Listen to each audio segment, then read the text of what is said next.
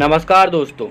अगर आपको आसमानों में उड़ना है तो आपके पास पंख होने चाहिए या तो आप किसी हवाई जहाज़ या हेलीकॉप्टर में होना चाहिए, जिसके लिए आपके पास कोई टैलेंटों के मोहताजों का होना ज़रूरी नहीं है। बस सिर्फ टिकट खरीदें और हवाई सैर कीजिए। अगर हम स्पेस अंतरिक्ष की बात करें तो वहां जाने के लिए कड़ी मेहनत और कठिन परिश्रम करना पड़ता है। और हम आज की ये वीडियो में बात करेंगे वो भारत की बेटी जो अंतरिक्ष में सबसे पहले जाने वाली महिला है।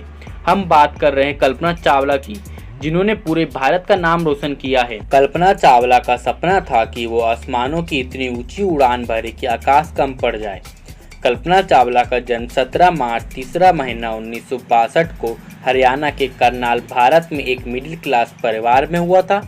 वो बचपन से ही आकाशों में तारे एवं अंतरिक्ष में जाने एवं उनके बारे में सोचती रहती थी। उनके पिता बनारसी लाल चावला और उनकी माता संजोती चावला किसी पार्किंग स्टूडेंट टूरिंग के चलते पाकिस्तान से इंडिया भारत आए थे और कल्पना चावला इनकी चौथी संतान थी। कल्पना ने अपनी प्रारंभिक पढ़ाई टाइगर बाल निकेतन विद्यालय से पूरी की थी। साल 1976 में उन्होंने पंजाब से इंजीनियरिंग ऑफ एरोनॉटिकल बैचलर की डिग्री प्राप्त की।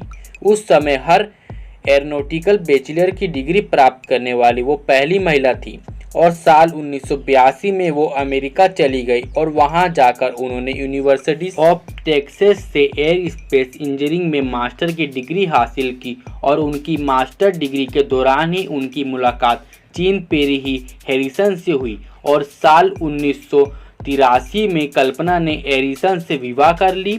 इसके बाद उन्होंने साल 1988 में उन्होंने यूनिवर्सिटी कोलाहाट बॉर्डर से कल्पना ने एयर स्पेस से इंजीनियरिंग में पीएचडी मास्टर की डिग्री हासिल की और नासा के साथ काम करना शुरू कर दिया। और मैं आपको बता दूं कि कल्पना एक सर्टिफाइड कमांडो भी थी जो कई अलग अलग प्लेन उड़ाना जानती थी और साल 1991 में उनको नासा की तरफ से अमेरिका का पासपोर्ट मिल गया और साल 1995 में कल्पना ने नासा आंतरिक ट्रेनिंग इंस्टीट्यूट को ज्वाइन कर लिया, जहां पर अलग अलग आंतरिक स्पेस मिशन के लिए अलग अलग एस्ट्रोनॉट को ट्रेनिंग एवं सेलेक्ट किया जाता है।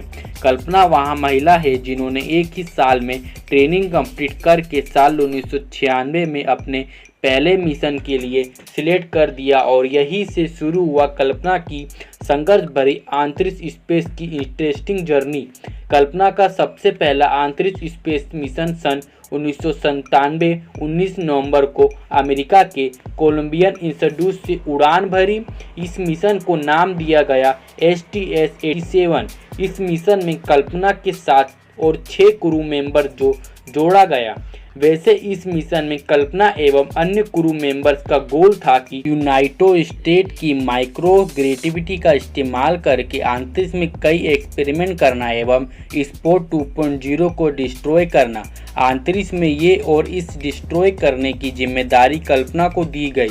इस स्पोर्ट 2.0 का काम था वेब शोर को फैलाना, लेकिन जिस वक्त कल्पना ने उस चीज़ को डिस्ट्रॉय किया उसमें अचानक खराबी आ गई और इसे वापस रॉकेट में लाने के लिए 2 एस्ट्रोनॉट विन सूट और ताकोई दोई को स्पेस वॉक करना पड़ा। शुरुआत में माना गया कि इस फेलियर की वजह कल्पना की कोई मिस्टेक ही है, लेकिन 10 महीने नासा के वैज्ञानिकों के रिसर्च से पता चला कि इसके खराब होने का कारण उसके सॉफ्टवेयर के खराब होने का कारण हुआ था और नासा ने कल्पना की इसी कार्य को देखते हुए कल्पना को अपने दूसरे मिशन के लिए सिलेक्ट कर लिया। इस मिशन में कल्पना के साथ 6 क्रू मेंबर्स और भी थे। यह मिशन सन 2001 को शुरू हुआ। इस मिशन को STS-107 नाम दिया गया, लेकिन मिशन के दौरान कई दिक्कतों का सामना करना पड़ा। रॉकेट में कई खराबी आने के कारण मिशन को 18 बार पोस्टपोन किया गया, लेकिन आखिरकार 16 जनवरी 2003 को नासा के कोलंबिया से STS-107 ने अपनी आखिरी उड़ान भरी और ये उड़ान उनकी 28वीं उड़ान थी। उड़ान के दौरान कुछ ही दूरी ऊपर में रॉकेट के फ्यूल पंप में से एक इन्फ्यूजन का टुकड़ा टूटकर, जो कि रॉकेट की रफ्तार बहुत तेज थी, वो टुकड़ा लेफ्ट विंग से जाकर टकरा गया और उस विंग में छेद हो गया। और मैं आपको यहाँ बता दूँ दोस्तों कि जब रॉकेट अपने आप को रॉकेट से अलग करता है तो उसे बहुत ज़्यादा हीट का सामना करना पड़ता है। यहाँ फिर वो अर्थ से स्पेस पर एंटर कर रहा हो या एग्जिट कर रहा हो, और इसी हीट से बचने के लिए स्पेशल शटल के हर एक हिस्से को थर्माकोल के मोस्ट इम्प्लॉय से इंसेस पार्ट से बनाया एवं लगाया जाता है। फ्यूल पंप के फ्यूजन के टूटने का कोई बड़ी बात तो नहीं थी, क्योंकि नासा की कई मिशनों में ऐसा कई बार हो चुका है, लेकिन ये पहली बार ऐसा हुआ कि इतना बड़ा सबसे गंभीर छेद हो गया। और नासा की रिपोर्ट की माने तो इस छेद की खबर नासा के वैज्ञानिकों को पहले ही लग गई थी कि स्पेस शटल के लॉन्च होने के दौरान स्पेस शटल में छेद हो गया है, लेकिन नासा के वैज्ञानिकों ने स्पेस शटल के मेंबर्सों को क्यों नहीं बताया कि स्पेस शटल में छेद हो गया है। लेकिन ऐसा नासा के वैज्ञानिकों ने क्यों किया? क्या ये नासा के वैज्ञानिकों की कोई चाल है? क्या इसे रोका जा सकता था? क्या वे इसका उत्तर है नहीं, क्योंकि वैज्ञानिकों को इस बात का इतनी दूर बैठे अंदाज़ा नहीं लगा सकते हैं। और यहाँ कुछ वैज्ञानिकों का कहना है कि यहाँ खबर अगर उन स्पेस शटल के मेंबर्सों तक पहुँच भी जाती तो वो कुछ भी नहीं कर सकते थे, क्योंकि स्पेस शटल की कितनी बड़ी छेद को रिपेयर करना उनकी बस की बात नहीं है। अगर यहाँ बात उनको बता दी जाती तो मिशन के दौरान वो घबरा जाते और स्पेस शटल किसी दुर्घटनाग्रस्त का शिकार हो जाती। इससे अच्छा तो मिशन पूरा हो जाने की दुआ ही कर सकते हैं हम। लेकिन कुछ लोग कहते हैं कि ये नासा की चाल है, लेकिन क्या करें, स्पेस शटल के लॉन्च होने के बाद कुछ नहीं कर सकते हैं। खैर, आखिरकार 1 फरवरी 2003 को कोलंबिया स्पेस शटल भारतीय समय के अनुसार शाम के 7:46 पर अमेरिका के रनवे नंबर 33 पर लैंडिंग करने वाला था। 15 दिन 22 घंटे 20 मिनट और 32 सेकेंड स्पेस में रहने और करोड़ों किलोमीटर का फासला तय करने के बाद अब अंतिम पड़ाव था कि धरती के बॉर्डर को पार करके लैंडिंग करने का। पर करीब जैसे ही 7:10 पर धरती के करीब अंदर एंटर किया, वैसे ही आर्बिटर के छेद से गर्म हवा स्पेस शटल के अंदर आने लगा। वहाँ का थर्मल सेंटर बहुत ज़्यादा हाई शो करने लगा और वो काम करना बंद कर दिया। और देखते ही देखते पूरे स्पेस शटल का यही हाल हुआ और करीब 7:30 पर स्पेस शटल अपना कंट्रोल खो दिया था और सारे क्रू मेंबर्स बेहोश हो गए थे।